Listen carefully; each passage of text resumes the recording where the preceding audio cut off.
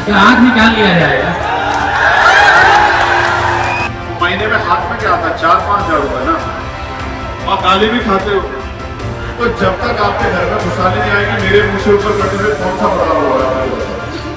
इसी देश में सीबीआई बनने के बाद भी जूता खाना पड़ता है, पड़ता नहीं पड़ता है?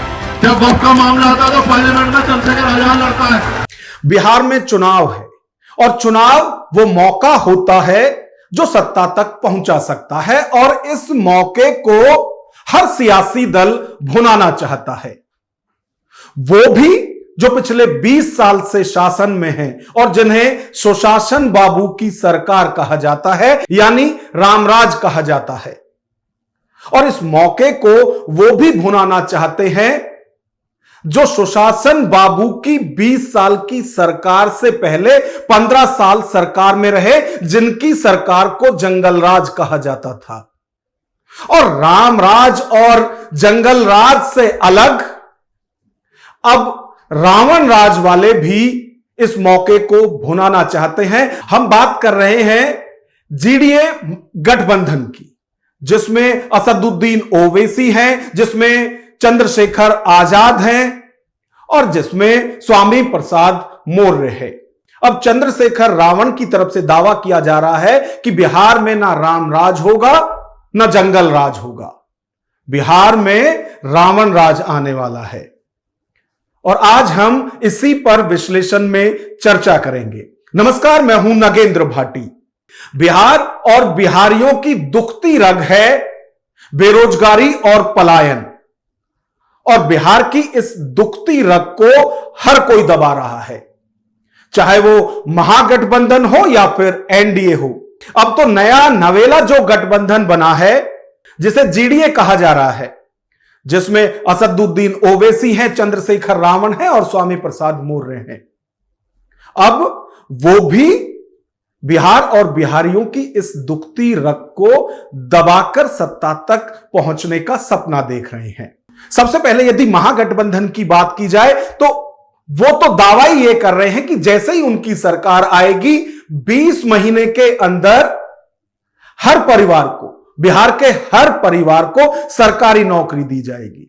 उसी तरह से एनडीए की तरफ से भी दावा किया जा रहा है कि उनकी सरकार यदि फिर से आती है तो वो 1 करोड़ लोगों को रोजगार देंगे, नौकरी देंगे।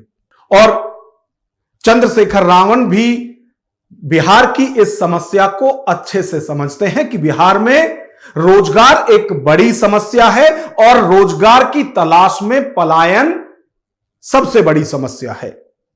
अब चंद्रशेखर रावण भी बिहार और बिहार की जनता से साफ कह रहे हैं कि आप जिस सैलरी के लिए अपना घर, अपना परिवार छोड़कर पलायन करते हैं, चाहे किसी भी महानगर में आप जाते हैं, वहां 20,000 तक की सैलरी के लिए आप काम करते हैं, जिसमें कि 15,000 रुपए रहने और खाने में ही खर्च हो जाते हैं। तो महज 4 से 5,000 रुपए के लिए आप अपने परिवार को छोड़कर पलायन कर रहे हैं। यार, मैं दिल्ली में रहता हूं, मेरी बात सुनो। 20,000 रुपए में वहां काम करने जाते हो ना, 5,000 रुपए का कमरा लेते हो ना, 5,000 रुपए कमरा, और 6-7 हजार रुपए में खर्चे में चले जाते हैं, खाना और सब चीजें, और सामान खरीदते 2-3 हजार रुपए वहां निकल जाते हैं। और महीने में हाथ में क्या आता है? 4-5 हजार रुपए ना, और गाली भी खाते हो ना। तो ये नेता, इनके बच्चे विदेश में पढ़ते हैं, यही आनंद लेते हैं, इन पे बड़ी बड़ी संपत्तियां, गरीबों के साथ क्यों ये काम नहीं? क्यों? क्योंकि गरीबों का नेता नहीं है। जिसका नेता नहीं होगा उसकी कोई सुनवाई नहीं होगी। मैं आपके साथ खड़ा हूं, लेकिन आपके पास मौका है, इस आदमी को इस बार ताकतवर बना दो। बताओ, बनाओगे नहीं बनाओगे? और अब तो चंद्रशेखर रावण बिहार के दलितों से साफ कह रहे हैं कि वो जहां भी जाते हैं उनसे कहा जाता है कि वो अपनी मूंछ ऊपर रखें, लेकिन वो तब तक अपनी मूंछें ऊपर नहीं करेंगे जब तक कि बिहार के दलित खुशहाल जीवन जीने लायक नहीं हो जाते हैं। तो ये नौजवान जो मुझसे कहते हैं भैया मूंछें ऊपर कर दो, तो जब तक आपके घर में खुशहाली नहीं आएगी, मेरे मुंह से ऊपर करने से कौन सा बदलाव होगा? मेरी मूछें कब ऊपर होगी आपको पता है ना? जब थानों में आपकी सुनवाई होगी, जब आप पे जुल्म नहीं होगा, जब आपको रोजगार मिलेगा, जब आपकी हालात बदलेगी, जब आपके यहाँ सुविधाएं आएंगी, और जब आप अमीरों के बराबर उसी कुर्सी पे बैठोगे जिस तरह से अमीर बैठा है, तब उस दिन जो है मेरी मूछें खुद ब खुद ऊपर हो जाएगी। अब तुम ये देख लो कि मूछें ऊपर करनी है नीचे करनी है। चंद्रशेखर आजाद रावण और उनकी पार्टी लगातार दलित, पिछड़े और मुसलमानों के हक हकूक की लड़ाई लड़ती हुई दिख रही है। जहां भी शोषण होता है, शोषण के खिलाफ वो आवाज उठाते हुए दिखते हैं। और अब तो वो साफ तौर से कह रहे हैं कि दलित यदि सुप्रीम कोर्ट का चीफ जस्टिस भी बन जाता है तब भी उस पर जूता फेंका जाता है। यानी वो दलितों के सम्मान की आवाज बिहार में भी उठा रहे हैं और सबसे एकजुट होने की बात करते दिख रहे हैं। इसी देश में सीजीआई बनने के बाद भी जूता खाना पड़ता है, पड़ता नहीं पड़ता है? एडीजीपी लेवल का अधिकारी होने के बाद भी न्याय नहीं मिलता, सुसाइड करना पड़ता। समझ रहे हो? समझ रहे हो? सब कुछ आपके हाथ में, कौन लड़ रहा है और कौन तमाशा देख रहा है कुछ छिपा नहीं। जब सीजीआई पे जूता चलता है तो कौन लड़ता है? जब सीजीआई पे जूता चलता है तो कौन सवाल खड़ा करता है? जब एडीजीपी जब सुसाइड कर लेता है हरियाणा चंडीगढ़ जाकर उसकी आवाज को कौन उठाता है? जब किसी गरीब पे जुल्म होता है, किसी हमारी बच्ची पे, बहन पे, मां का अपमान किया जाता है, जब किसी जमीन छीन जाती है, कौन खड़ा होता है? चंद्रशेखर आजाद और उनकी पार्टी भीम और ब्रीम की बात करती है, यानी दलित और मुसलमान एक साथ एकजुट होकर आगे बढ़ें। अब चंद्रशेखर आजाद दलितों से हुंकार लगा रहे हैं, दलितों के बीच आवाज लगा रहे हैं कि आज मुसलमान दलितों की तरफ देख रहे हैं, उन्हें अकेले मत छोड़ देना। चंद्रशेखर दावा कर रहे हैं कि मुसलमानों को उनकी जब भी जरूरत हुई है वो उनके साथ खड़े रहे हैं, चाहे एनआरसी का मामला हो या फिर वक्फ कानून, वो इन सब की मुखालफत करते रहे हैं। मुस्लिम समाज पूरी ताकत लगा के साथ खड़ा है, वो तुम्हारी तरफ देख रहा है। देख लो मेरी बात को, तुम लोग कमजोर तो नहीं छोड़ोगे इसको। कभी ये कहे कि भैया आपके लोग पीछे रह गए थे, है तो वो भी मेरे लोग सब, क्योंकि उनको पता है जब एनआरसी का मुद्दा आता है तो चंद्रशेखर आजाद लड़ता है, जब वक्फ का मामला आता है तो पार्लियामेंट में चंद्रशेखर आजाद लड़ता है, जब किसी पे बुलडोजर चलता है, जब किसी का एनकाउंटर होता है, जब बरेली में जुल्म होता है, जब फतेहपुर में जो है हमला होता है, तो अकेला अगर कोई खड़ा हो उत्तर प्रदेश में लड़ता है, चंद्रशेखर आजाद लड़ता है। चंद्रशेखर लगातार बिहार में भी चुनावी रैलियों को संबोधित कर रहे हैं और मांग कर रहे हैं जनता से कि वो जो गठबंधन बना है उनका, गठबंधन के प्रत्याशियों को वोट दे।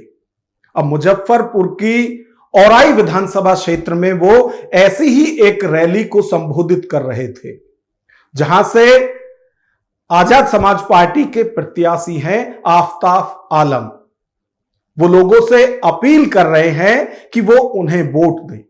साथ ही साथ उन्होंने इस दौरान आफताब आलम से भी पूछा कि यदि कोई दलितों की तरफ आंख उठा के देखेगा तो वो क्या करेंगे। इस पर औरई विधानसभा से आजाद समाज पार्टी के प्रत्याशी ने क्या जवाब दिया चंद्रशेखर को, एक बार वो भी आप सुनिए। अगर इनकी तरफ आंख उठेगी तो क्या करोगे? इसका आंख निकाल लिया जाएगा। देखो यार, मैं संविधान को मानने वाला व्यक्ति हूं, आंख नहीं निकाला, लेकिन ये सुनिश्चित करना है किसी की आंख, किसी तरफ कोई आंख ना उठाए, ये सुनिश्चित करना है। बिहार में 2 चरण में मतदान होना है, 6 नवंबर और 11 नवंबर। इसके बाद 14 नवंबर को नतीजे आने हैं और 14 नवंबर वो तारीख है जिसमें तय हो जाएगा कि बिहार में किसकी सरकार बनेगी। और जिस तरह से लगातार बिहार के अंदर बेरोजगारी और पलायन बड़ी समस्या है, और इस बार सभी सियासी दलों की तरफ से इस तरह के सपने बिहार को दिखाए जा रहे हैं कि जैसे ही उनकी सरकार आती है सारी समस्याएं उनकी दूर कर दी जाएंगी। जो 20 साल से, लगातार 20 साल से सरकार में हैं, वो भी एक मौका चाहते हैं कि इस बार भी उन्हें मौका दें तो वो पलायन, बेरोजगारी की सारी समस्या दूर कर देंगे। वहीं जो इनसे पहले 15 साल सरकार में रहे, लगातार जिनकी 15 साल सरकार रही और उस वक्त नारा दिया जाता था, जब तक समोसे में आलू रहेगा बिहार में लालू रहेगा। वो भी एक मौका चाहते हैं और वो भी यही दावा कर रहे हैं बिहार की जनता के सामने कि यदि उन्हें इस बार चुना जाता है तो वो जो भी, चाहे बेरोजगारी हो, पलायन हो या दूसरी तरह की जो समस्याएं बिहार और बिहारियों के सामने है, वो सब दूर कर दी जाएगी। और इन बड़े महागठबंधन की बात ही नहीं, बाकी जो सियासी दल हैं या दूसरे जो गठबंधन हैं, उनकी तरफ से भी कुछ इसी तरह के दावे किए जा रहे हैं। लेकिन सवाल यह उठता है कि इस बार बिहार की जनता किस पर भरोसा करने जा रही है, किसके दावों और वादों के साथ बिहार की जनता जाने वाली है।